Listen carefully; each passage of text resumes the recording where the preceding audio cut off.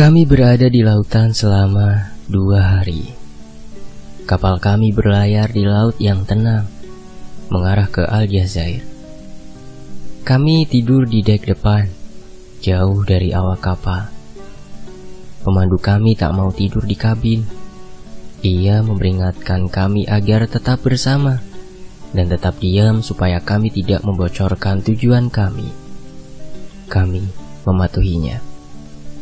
Tampaknya si kapten kapal dan beberapa awaknya mengenal si fakir.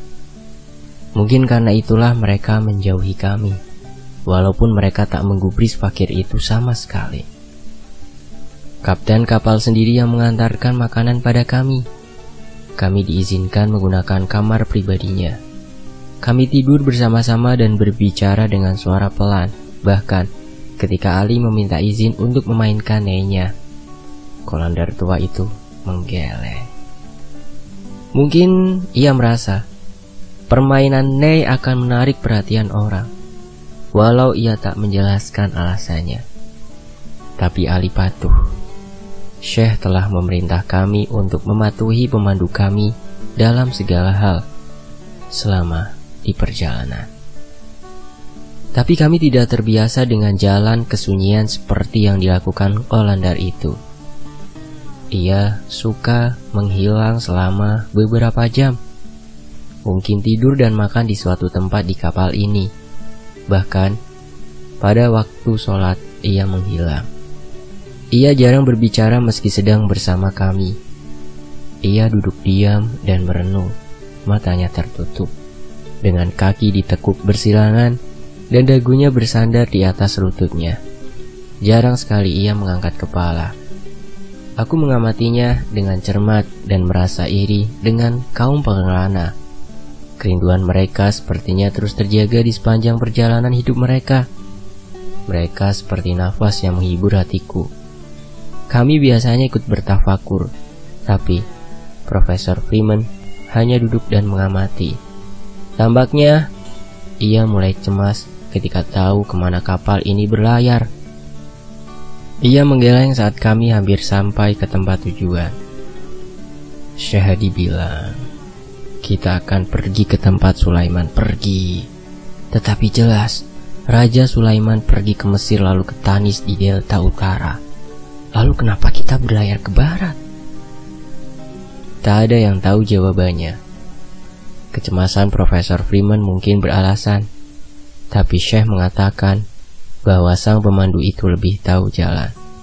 Hanya Kapten Simech yang tidak begitu cemas. Kita tak punya bukti di arah manapun, tapi kita harus mengikuti kemana kita dibimbing sambil menunggu dan melihat. Allah lebih tahu mana jalan yang tepat. Itulah pepatah kesukaan Syekh. Profesor dan putrinya menengok ke arah Kapten Simech dengan terkejut. Namun Ali dan Rami mengangguk setuju. Profesor Freeman adalah pakar yang ternama, tapi perjalanan dari awal ini sudah berada di luar kemampuan akademisnya. Dan terdapat sebuah kualitas untuk mengetahui keniscayaan dalam diri Darwis baru ini yang tak bisa disangkal. Seolah-olah dalam dirinya masih tersimpan kenangan yang bukan miliknya sendiri. Sementara itu, di Aljazair, kami tiba sebelum malam, tetapi si fakir tak mengizinkan kami mendarat. Kami duduk di depannya dengan diam, menunggu sesuatu yang tidak kami ketahui. Akhirnya kapten kapal mendatangi kami, ditemani 2 awaknya yang belum pernah kulihat sebelumnya. Seorang bocah lelaki berada di belakangnya. Kapten kapal itu memperkenalkan bocah itu sebagai Ahmed, putranya yang termuda. Umurnya mungkin 15 tahun, dan ia baru pertama kali berlayar bersama ayahnya. Ketiga orang itu mendatangi kami dengan berhati-hati. Mereka mendekati si fakir sedekat mungkin dan menjauhi kami sejauh mungkin. Si fakir berdiri saat mereka mendekat. Aku sedikit mendekat untuk mendengarkan percakapan mereka. Salam, kata kapten kapal. Berkat rahmat Tuhan, kita tiba dengan selamat. Anda baik-baik saja? Ya, berkat pertolongan Allah dan kebaikanmu kami baik-baik saja. Kami banyak berutang budi kepadamu. jawab si fakir. Alhamdulillah, kata si kapten kapal sambil sedikit menunduk. Segala puji bagi Allah semata. Saya tidak ingin mengganggu, tapi ada persoalan baru, dan kami hanya bisa meminta tolong kepada Anda, wahai Sidik. Sidik? Nama ini adalah sebutan hanya bagi orang-orang yang dianggap suci oleh suku Berber dan suku di Agar di Gurun Selatan. Julukan ini juga dipakai oleh Abu Bakar, khalifah pertama setelah Nabi Muhammad SAW, dan menunjukkan manusia yang sudah tercerahkan jiwa dan visinya. Orang yang kata-katanya adalah kebenaran. Sidik berarti hati yang tulus. Ia ditugaskan menjadi saksi kebenaran, menengahi perselisihan. Bagaimana aku bisa membantumu? Tanya si fakir kepada kapten kapal, tapi matanya menatap kedua lelaki dan anak kecilnya. Tuhan, salah seorang dari mereka menyela. Sebuah benda berharga telah dicuri oleh orang ini dari kotak di kabin saya. Bukan aku, sergah lelaki satunya dengan marah. Aku melihat kotak itu terbuka dan hanya berusaha untuk diam, bentak kapten kapal. Kedua lelaki itu saling melotot satu sama lain, tapi mereka tidak berani bicara. Si fakir menatap keduanya. Semuanya tampak merasa tak nyaman dilihat seperti itu, kecuali si bocah lelaki. Akhirnya ia mengangkat tangannya dengan telapak menghadap ke atas, mengangguk ke arah lelaki yang dituduh mencuri itu. Hatimu menunjukkan engkau tak bersalah. Kau boleh pergi dan tak usah cemas, katanya. Lelaki itu menarik nafas lega sambil berterima kasih kepada Sidik atas keputusannya yang adil. Ia menunduk lalu pergi.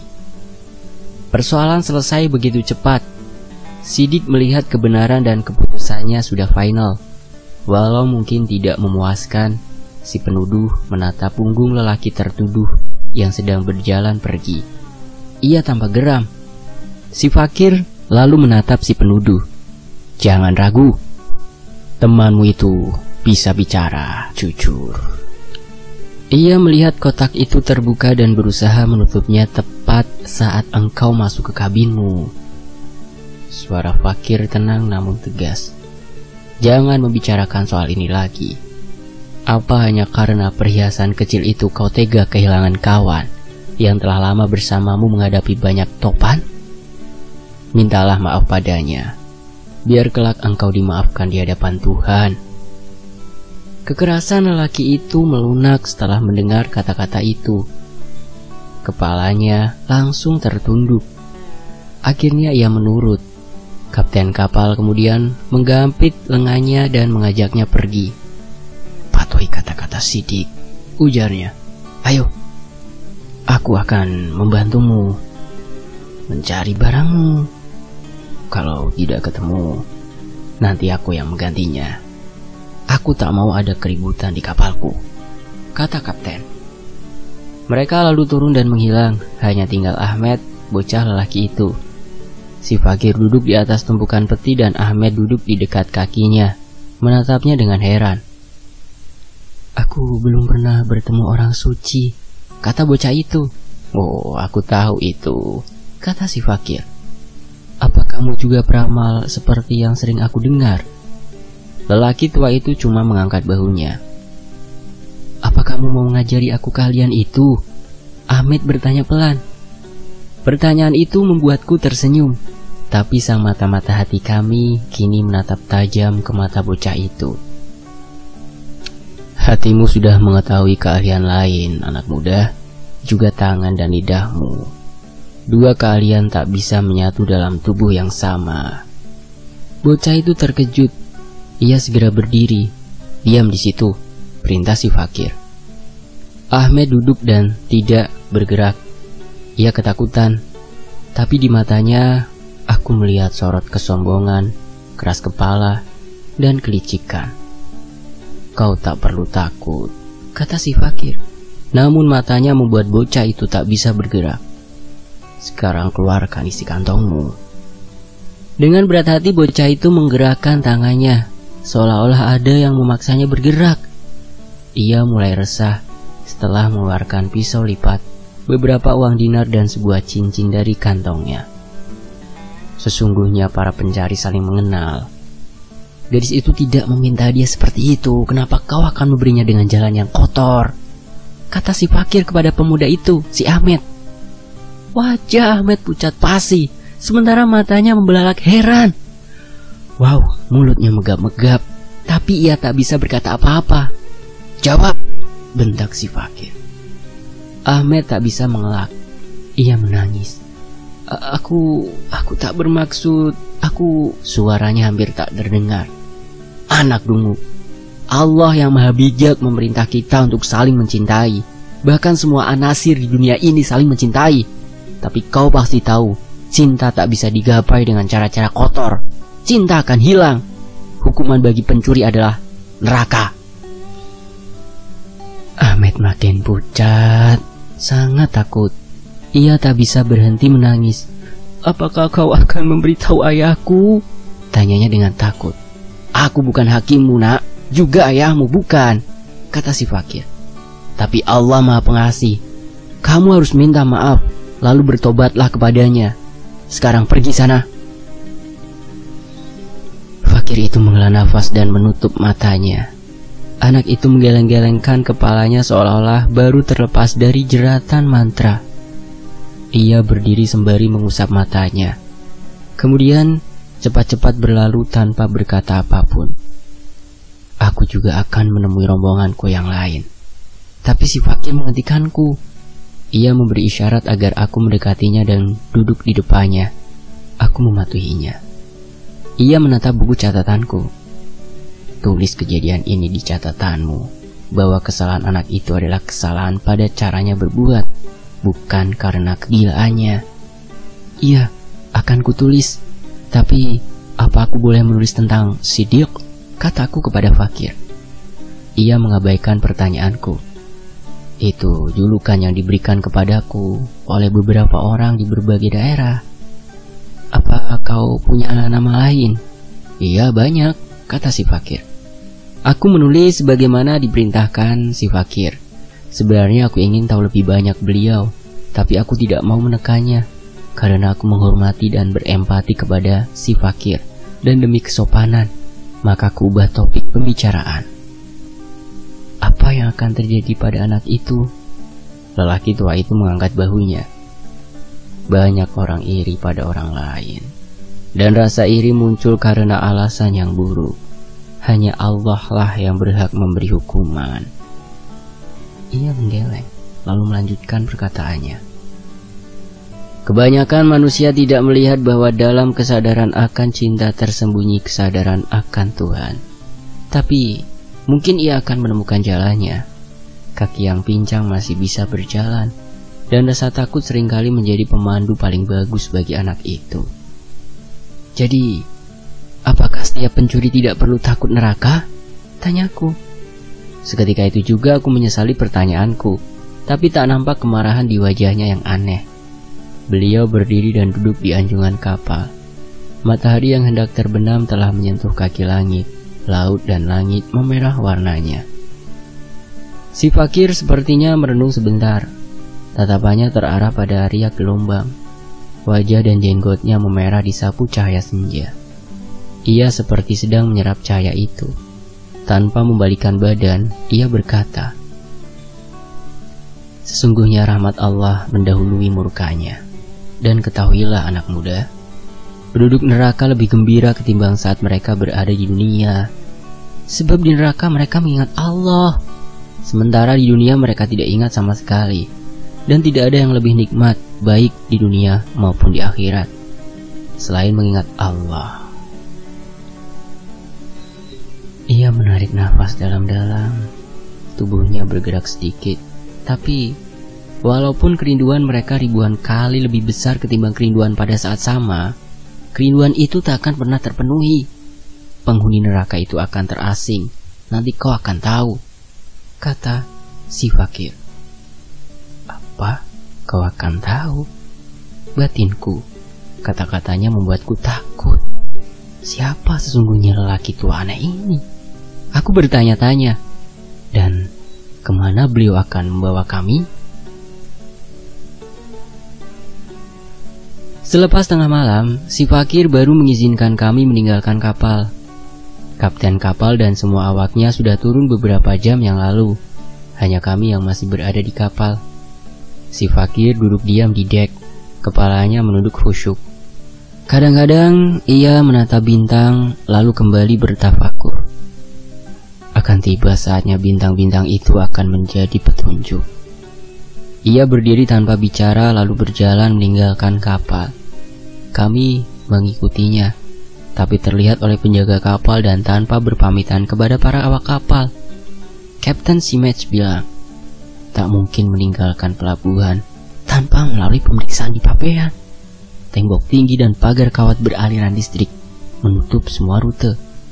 Si fakir tidak berkomentar apa-apa atas informasi ini. Ia malah mengajak kami langsung ke kantor Pabean. Entah mengapa, kantor itu tampak tak terawat. Seorang wanita tua sedang menyapu lantai, sementara petugas Pabean yang seharusnya berjaga tidak ada di sana. Tampaknya tidak ada kapal yang akan berlabuh lagi. Atau mungkin para penjaga itu sedang makan atau tidur. Aku mengira kami akan menunggu sampai mereka kembali. Tapi fakir itu tidak menghentikan langkahnya. Beliau berjalan cepat melewati pos penjagaan dan pemeriksaan. Kami hanya bisa membuntutinya. Tapi sekarang jalannya cepat sekali. Kami terpaksa harus tengah berlari untuk bisa mengikutinya. Hei, apa yang kau lakukan? Profesor Freeman berteriak di belakang. Paspor dan visa kita belum diperiksa. Bagaimana kita akan keluar dari negeri ini nanti? Dengan pertolongan Tuhan, jawab si fakir tanpa memperlambat langkahnya. Tapi jika kita mampir, kita harus sudah sampai di gurun sebelum fajar, kata beliau, si fakir. Beliau mempercepat langkahnya. Tak seorang pun berani membantah. Hanya Kapten Simage dan Rebecca yang bisa mengimbangi langkah si fakir. Mereka berdua berjalan berderet seperti tentara yang sedang berbaris. Yang lainnya tertinggal dan harus tengah berlari dengan nafas ngos-ngosan. Setelah mencapai Casbah, si fakir baru memperlambat langkahnya. Kami sampai di depan sebuah toko yang masih tutup dan kandang kuda yang kosong. Kami melihatnya menyeberang jalan ke arah pasar. Rebecca dan Kapten berada di belakangnya. Kami mengejar mereka. Akhirnya, kami sampai di depan sebuah pintu setengah terbuka yang menuju jalan sempit dan gelap. Akhirnya, pikirku sambil ngos-ngosan. Tetapi saat kami mendekat, si fakir sudah masuk ke dalam dan menutup pintu. Nah, kemana dia sekarang? Tanya profesor dengan suara serak. Dia bilang kita mesti menunggu, kata Rebecca. Kapten hanya mengangguk. Kami lama berdiri kedinginan dalam kegelapan. Keringat mengiupkan tubuh kami. Apa dari sini jalan menuju gurun? Tanya profesor, lalu terbatuk-batuk. Rebecca memintanya diam. Profesor baru saja akan membisikkan sesuatu ketika muncul cahaya di seberang jalan. Sebuah pintu terbuka dan sejumlah orang muncul. Lalu pintu ditutup. Jelas mereka para pemabuk atau mungkin penjudi, sebab dari pakaiannya kulihat mereka seperti buruh. Bau alkohol menusuk-nusuk hidung walaupun mereka masih jauh dari kami. Beberapa di antara mereka tertawa cekakakan. Sebagian lagi memaki-maki dengan bahasa yang ganjil. Tapi saat melihat kami, mereka langsung berhenti. Selama beberapa saat kami berpandang-pandangan di kegelapan dengan diam. Salah seorang dari mereka maju dan mulai berbicara dengan suara yang kasar dan keras. Mungkin itu bahasa Berber, walau aku tak paham maksudnya. Aku pernah mendengar bahasa itu. Kapten Simage meletakkan jarinya di bibirnya. Ia berbisik supaya kami tidak menjawab, agar kami tidak ketahuan berasal dari negeri lain. Namun mereka bertambah penasaran karena kami tetap bungkam. Mereka mulai maju dan orang yang maju pertama kali menjadi pemimpinnya. Kapten Simage berjalan ke depan. Rebecca menarik ayahnya ke belakang. Ali dan Rami juga berjalan ke sebelah Kapten Simage. Menutupi jalan sempit ini, aku berdiri di depan Rebecca dan ayahnya. Kurasakan ada bahaya yang mengancam. Kudengar Rebecca agak kesulitan menenangkan ayahnya. Kulihat Ali dan Rami menegakkan punggung dan mengepalkan tangan. Hanya kapten yang berdiri biasa, seolah-olah hendak menyambut mereka dengan posisi badan sedikit membungkuk ke depan. Tapi aku tahu, posisi yang tampak tenang itu adalah posisi bertahan dari seseorang yang sudah terlatih dalam pertempuran. Gerombolan itu terus mendekat sembari memaki-maki. Pemimpinnya kini berteriak dengan bahasa Arab. "Apa kalian tuli? Kenapa kalian tak menjawab?" Ancaman fisik mulai terasa. Tapi mendadak pintu di sebelah kami terbuka. Cahaya yang muncul tiba-tiba membuat mereka berhenti melangkah. Lalu muncullah si fakir di depan mereka. "Berhenti ngoceh, keledai tolol," katanya sambil menatap pemimpin gerombolan. "Diam adalah jawaban yang pas buat orang tolol," kata si fakir. Kemarahan pemimpin itu langsung sirna dan matanya mengenali sosok lelaki tua itu. "Al-Mu'azzim, Al-Mu'azzim," bisiknya lalu mundur. Kata ini menyebar ke telinga-telinga gerombolan itu. Mereka menatap kami dengan kaget dan takut. Beberapa di antara mereka menutup matanya, yang lainnya menuding-nuding kami. Mereka mundur pelan-pelan, lalu berbalik dan berlari. "Syaitan!" Beberapa di antara mereka berteriak sambil berlari. "Mari," kata si fakir tanpa memperhatikan orang-orang yang kabur itu. "Kemarilah." Kami bergegas mengikutinya melalui pintu itu. Kami memasuki sebuah halaman yang diterangi obor. Lalu kami masuk melalui pintu yang menuju jalan yang berbeda. Sebuah mobil Land Rover sudah menunggu. Mesinnya menyala. "Kamu yang menyetir," perintahnya kepada Kapten Simets. Jalan ke selatan masih sepi. Pintu gerbang akan terbuka sebentar lagi. 3 jam kemudian, kami sudah berjalan ke arah Gunung Atlas, melintasi rute ke utara melalui Gurun Sahara, dan saat fajar, kami sudah melintasi kota kecil Laghawat yang berada di kaki sebuah bukit di sebelah selatan. Tak lama lagi kami akan sampai di jantung gurun pasir. Jalannya begitu sepi. Kami hanya bertemu beberapa kendaraan dan tidak bertemu dengan gerbang apapun. Ali dan Rami duduk di atas tumpukan bekal kami. Aku duduk di sebelah Rebecca dan ayahnya. Mereka tidur sebentar, melepaskan ketegangan di kota tadi. Tetapi aku tak bisa tidur. Dan fakir itu masih dalam posisi yang sama. Ia duduk tenang sambil menatap tajam menembus kegelapan di depan. Aku mulai merasa sangat hormat dan tertarik kepada Qolandar yang hebat ini. Kukira yang lainnya juga mulai mempercayainya. Syekh telah bilang bahwa ia tahu jalan, dan tampaknya ia memang sudah akrab dengan kegelapan dan bahaya. Paspor yang belum disahkan untuk sementara terlupakan, dan kami belum bertanya dari mana mobil Land Rover ini diperoleh. "Mobil ini jelas mewakili kereta Raja Sulaiman," kata Profesor Freeman. Kami langsung tertawa. Kami bertuju pelan-pelan menjadi semakin akrab. Tapi ada catatan yang harus ditambahkan. Para pemabuk itu mengenal si fakir sebagai Al-Mu'azzim, dan jelas mereka sangat takut padanya. "Al-Mu'azzim kan tukang sihir," kataku. "Orang yang mampu memanggil roh jahat dengan ilmu hitam." Saat yang lain diam, pelan-pelan aku bertanya dengan suara berbisik, "Itu namamu yang lain?" "Ya, orang-orang bodoh menyebutku begitu," katanya tanpa memalingkan kepala atau menggeser posisi. "Karena itu di mata mereka kalian adalah setan." Aku lalu bersandar di jok mobil dan memejamkan mata. Perjalanan ini mengungkapkan bayangan diri lelaki tua itu di pantulan berbagai cermin hati. Masing-masing pantulan mencerminkan tingkat kebersihan hati. Jasus Al-Qulub, Syidik, dan Al-Mu'azzim. Nama mana yang akan membawa kami menuju badai? Aku bertanya-tanya dalam diri sendiri. Kami terus berkendara ke selatan, di bawah sinar matahari yang terik. Melewati Gardaya, menyusuri jalur Urk di barat. Jalannya datar dan halus selama beberapa kilometer. Jalan itu dibuat dari bebatuan yang ditata rapi. Batu-batu itu diambil dari sungai besar yang mengalir dari gunung. Kami makan di atas Land Rover dan gantian menyetir. Kami berhenti hanya untuk sholat guna menyegarkan jiwa kami. Kami selalu sholat di tempat yang tidak dilihat orang. Tapi si fakir tidak meninggalkan mobil saat kami sholat. Ia tetap diam, hanya memberi isyarat kapan harus berhenti dan kapan harus berangkat lagi. Sepengetahuanku, ia tak makan dan tak tidur. Dan aku juga belum melihatnya minum. Sepertinya beliau hanya butuh sinar matahari untuk bertahan. Dan mungkin ada air gaib yang membasahi kerongkongannya. Orang-orang Arab menyebut gurun sebagai taman Allah, sebab di sana dia merenggut semua kehidupan yang tak penting. Sehingga hanya ada satu tempat di muka bumi ini di mana dia dapat berjalan dengan tenang. Mungkin gurun yang luas dan kosong ini telah menyelimuti kedamaian batin sang kolanda.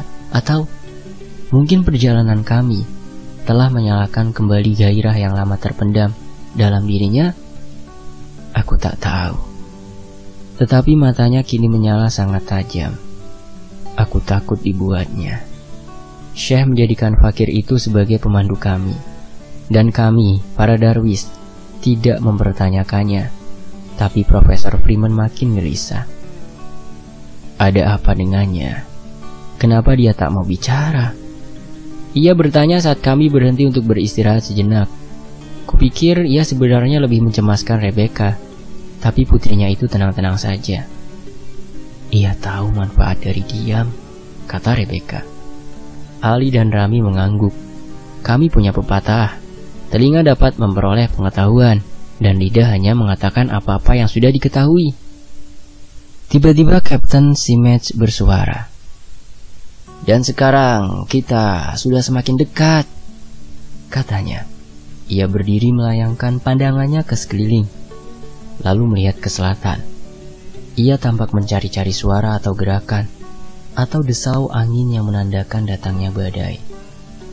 Kaum nomaden dapat merasakan tanda-tanda datangnya badai dengan cara ini. Setelah beberapa saat, ia mengalihkan perhatiannya, lalu kembali ke Land Rover. Kami mengikutinya tanpa berkata apa-apa. Rebecca menggandeng tangan ayahnya. Kata-kata kapten yang pemberani ini cukup berpengaruh, dan mereka berbisik-bisik tentang apa yang sedang menunggu mereka di gurun sana. Ali dan Rami memahami ketegangan kami. Mereka berusaha menenangkan kami dengan pengetahuan mereka tentang gurun pasir. Harus kuakui, aku merasa tertarik dengan daerah yang luas dan kosong ini. Sahara sebenarnya tidak benar-benar kosong dan sunyi. Gunung-gunung menjulang, dan dataran kerikil yang disebut Erep mengelilingi gunung-gunung itu. Dari sana mengalir sungai besar. Ada banyak bentuk kehidupan di sini, masing-masing menyesuaikan diri dengan dunianya. Hanya Erep yang mengelilingi gunung, dan dataran itulah yang bisa disebut gurun pasir sesungguhnya. Gurun itu menutupi seperempat luas Sahara, tapi kadang-kadang hujan turun di sini. Airnya mengumpul di antara bukit-bukit pasir. Oasis dengan rumput aristida dan semak had menjadi tempat minum bagi kawanan antelop dan unta-unta para pengembara yang lewat. Ali menunjuk seekor rubah bertelinga panjang. Spesies rubah yang terkecil di dunia sedang berburu cerboa, hewan yang mirip tikus, yang mungkin sedang berjalan-jalan keluar dari sarangnya di semak belukar. Ikhwan darwisku ini mengenal gurun, kehidupan dan makhluk-makhluknya. Ia menjelaskan sesuatu yang kami lihat di sepanjang perjalanan. Aku senang mendapat pengetahuan ini dan mencatatnya dengan cermat. Rebecca ikut-ikutan membaca catatanku. Kapten Simage kembali mengendalikan setir saat kami meninggalkan El Golea, tempat kami berhenti untuk mengisi air dan membeli bensin dan perbekalan. Matahari sudah hampir ditelan malam. Hawa panas pelan-pelan hilang saat kami memasuki Tademait Hamada, sebuah dataran tinggi gurun di utara Ain Saleh. Si fakir menyuruh kami meninggalkan jalan raya yang mengarah ke dataran tinggi. Ia memberi petunjuk Kapten Simage dengan isyarat tangannya, hingga kami tiba di sebuah lembah batu karang yang sepertinya pernah menjadi tempat air di masa silam.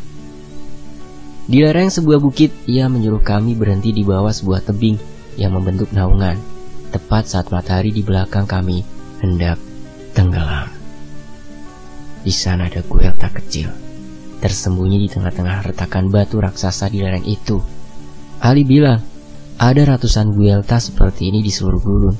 banyak bentuk kehidupan yang bergantung pada kolam itu, termasuk suku-suku nomaden selama musim kering. Aku ingin menjelajahi banyak jalan di sekitar kolam itu, tapi si fakir tiba-tiba muncul dari Land Rover setelah matahari tenggelam. Ia memerintah kami dengan suara keras untuk bermalam di dekat kolam batu itu. Kami sangat terkejut mendengar ia berbicara lagi. Kami segera melakukan perintahnya, tapi saat kami bekerja, ia sudah menghilang lagi di balik batu.